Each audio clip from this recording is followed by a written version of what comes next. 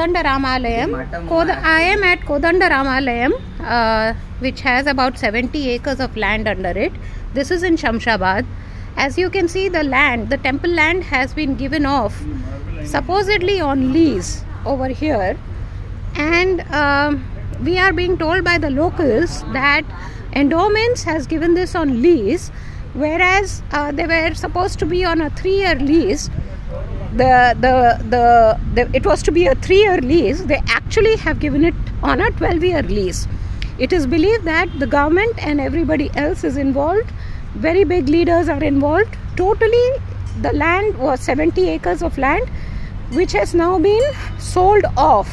This is 70 acres of temple land. As you can see, commercial sheds have been built here.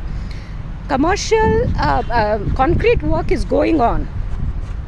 Okay, this is all for private use. This is happening right under our eyes. This is happening right under our nose.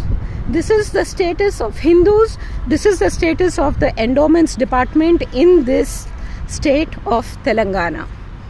As you can see, there are big concrete permanent structures having been built here. Supposedly for 3 years this was to have been given on lease. First of all, can endowments department give temple land on lease for commercial activities?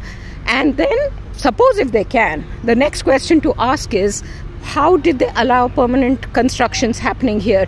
This is temple property and there is absolute looting going on of this property. There is another area that I must show you, which has been segregated,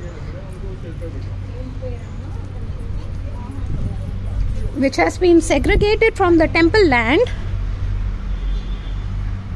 and there is this area also that has been occupied. This was all part of the Kodandaramalayam in Shamshabad on the main road. 70 acres of temple land, of which about 10 acres seem to have been given away for permanent commercial structures, sold off. Okay, 12 years lease. Nobody has a right to sign 12 years lease, not the endowments. This is temple land. They have no right to give this to anybody.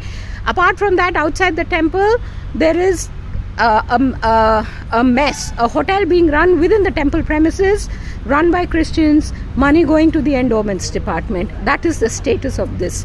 If Hindus don't rise and protect this temple, demand that the